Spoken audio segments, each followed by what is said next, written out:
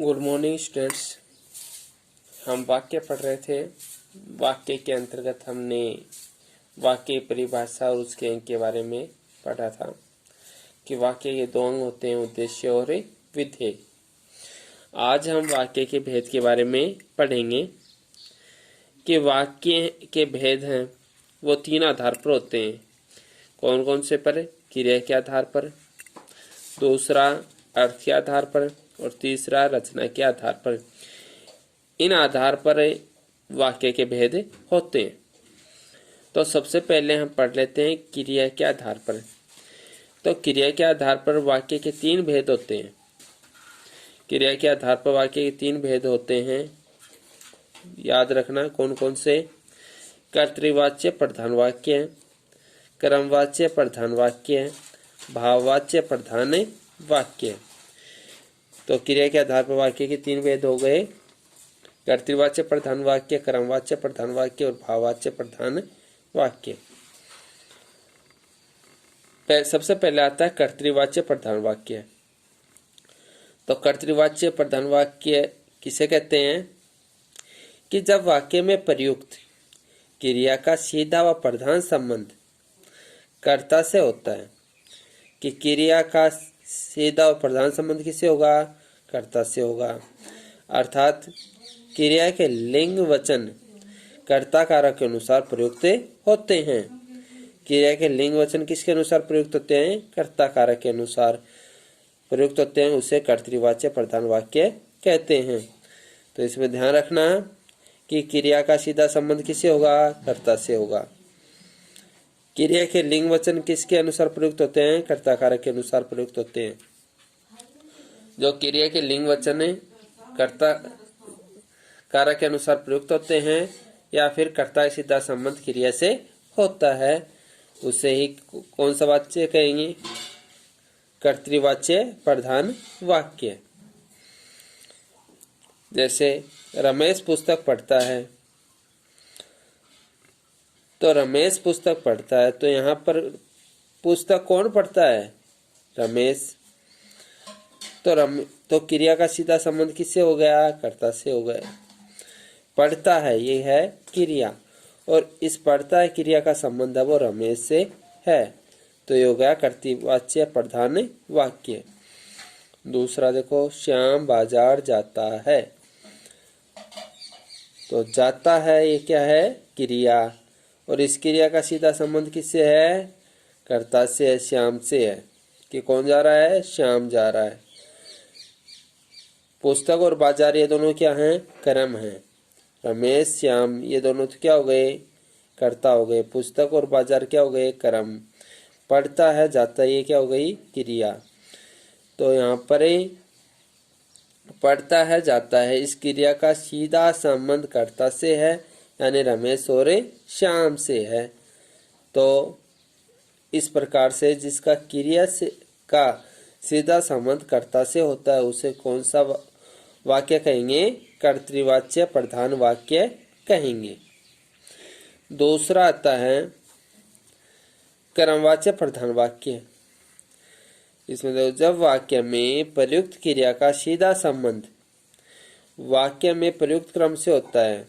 क्रिया का सीधा संबंध किससे होगा? क्रम से होगा। जिसमें क्रिया का सीधा संबंध क्रम से होगा। आगे देखो, अर्थात क्रिया के लिंग वचन कर्ता कारक के अनुसार न होकर क्रम के अनुसार प्रयुक्त होते हैं। कि क्रिया के लिंग वचन है वो किसके अनुसार प्रयुक्त होंगे? क्रम के अनुसार। कर्ता के अनुसार वो प्रयुक्त हो जाएंगे तो वो तो किस में हो जाएगा? कर्तृवाच्य प्रधान वाक्य में होंगे हो जाएगा। लेकिन क्रम के अनुसार प्रयुक्त होगा वो किस में होगा? क्रमवाच्य प्रधान वाक्य में प्रयुक्त होगा।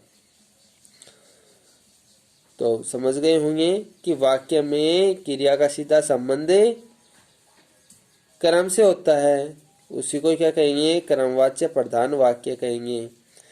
क्रिया इसमें क्या है? क्रिया के लिंग वचन कर्ता कारक के अनुसार प्रयुक्त न होकर कर्म कारक के अनुसार प्रयुक्त होते हैं।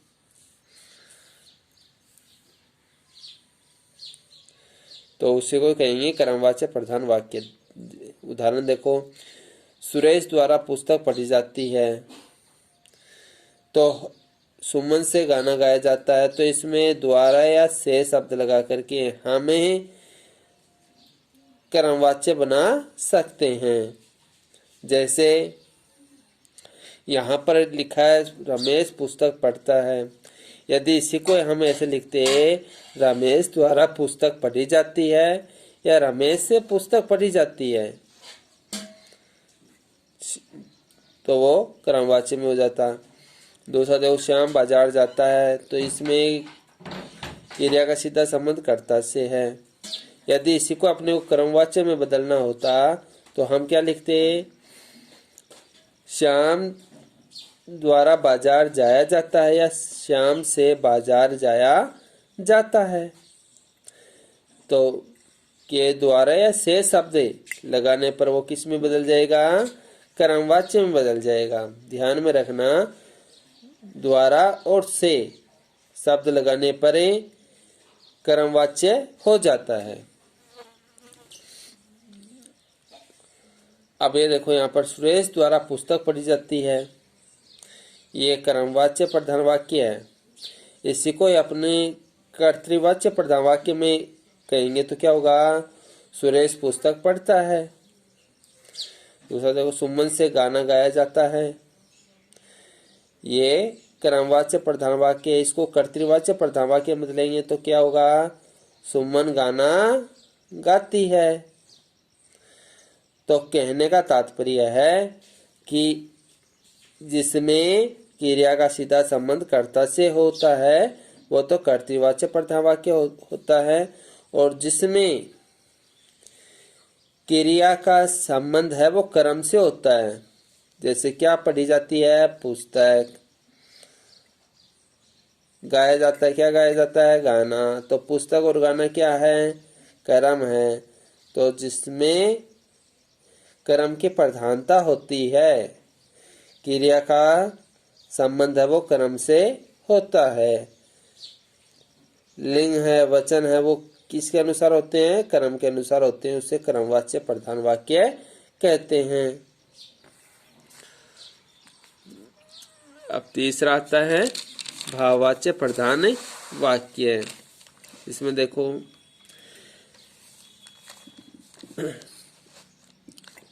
जब वाक्य में प्रयुक्त क्रिया न तो कर्ता के अनुसार होती है और न ही कर्म के अनुसार होती है, बल्कि भाव के अनुसार प्रयुक्त होती है, उसे भाववाच्य प्रधान वाक्य कहते हैं।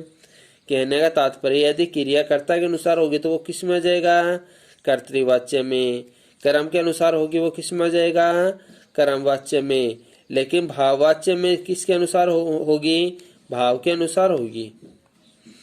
न तो कर्ता के अनुसार होगी और न ही कर्म के अनुसार होगी। भाववाच्य में क्रिया वो भाव के अनुसार प्रयुक्त होती है। जैसे आदित्य से लिखा नहीं जाता, तो भाव हो गया कि आदित्य से क्या नहीं हो रहा, लिखा नहीं जाता। सोहन से चला नहीं जाता, तो ये भी क्या हो गया, भाव हो गया इसमें। दूसरी बात भाववाच्य में ध्यान रखने की है कि भाववाच्य प्रधान जो वाक्य होंगे उसमें कर्म नहीं आएगा। भाववाच्य प्रधान वाक्य में कर्ता और क्रिया ही आएगी, कर्म नहीं आएगा। यदि कर्म आ गया तो वो किस में बदल जाएगा, कर्मवाच्य में बदले जाएगा। भाववाच्य में कर्म नहीं आता, इस बात को हमेशा ध्यान में रखना। जैसे आदित्य तो क्या हो गया, कर्ता हो गया। लिखा, लिखना क्या होती है, क्रिया होती है। जाता, जाता क्या होती है, क्रिया होती है। कर्म तो इसमें नहीं है। सोहन कर्ता हो गया। चला, चलना क्या होती है, क्रिया होती है। जाता, जाना क्या होती है, क्रिया होती है। इसमें भी कर्म नहीं आया। तो भाववाच्य प्रधान वाक्य होते हैं उसमें कर्म नहीं आता, और उसमें प्रधानता किसकी होती है, भाव की होती है। अब इसी भाववाच्य को हम कर्तृवाच्य में बदलेंगे तो क्या होगा, आदित्य नहीं लिखता है, सोहन नहीं चलता है। तो ऐसे वाक्य होंगे, आदित्य नहीं लिखता है, सोहन नहीं चलता है, तो ये हो जाएंगे कर्तृवाच्य में। और इसमें भाव की प्रधानता हो गई कि आदित्य से लिखा नहीं जाता या सोहन से चला नहीं जाता, इसमें भाव की प्रधानता हो रही है। यानी इसमें भाव बताया जा रहा है। एक तो होती है इच्छा, जैसे कि आप कर्तृवाच्य में बदलेंगे तो सोहन नहीं चलता है, तो सोहन नहीं चलता मतलब उससे चला जा रहा है लेकिन वो चल नहीं रहा। और इसमें क्या है, सोहन से चला नहीं जाता, यानी उसकी इच्छा है चलने की लेकिन इसमें चला नहीं जा रहा, इसमें क्या हो गया, भाव हो गया। ऐसे देखो, आदित्य से लिखा नहीं जाता, आदित्य नहीं लिखता है यानी वो लिख सकता है लेकिन लिख नहीं रहा, आदित्य नहीं लिखता है। और इस वाक्य को देखो, आदित्य से लिखा नहीं जाता, कि इसकी इच्छा है लिखने की लेकिन इससे लिखा नहीं जा रहा, तो इसमें क्या हो गया, भाव हो गया। तो आपको ये कर्तृवाच्य है, कर्मवाच्य, भाववाच्य, इनको अच्छी प्रकार से समझना है। आपको फिर से बता देता हूं, कर्तृवाच्य में किसकी प्रधानता होगी, कर्ता की होगी। कर्मवाच्य प्रधान वाक्य में किसकी प्रधानता होगी, कर्म की होगी। भाववाच्य प्रधान वाक्य में किसकी प्रधानता होगी, भाव की होगी। तो कर्तृवाच्य में कर्तृवाच्य में कर्ता की, कर्मवाच्य में कर्म की और भाववाच्य में भाव की प्रधानता होगी। तो उसी को, तो ये आपको ध्यानपूर्वक पढ़ने, याद करने हैं। धन्यवाद।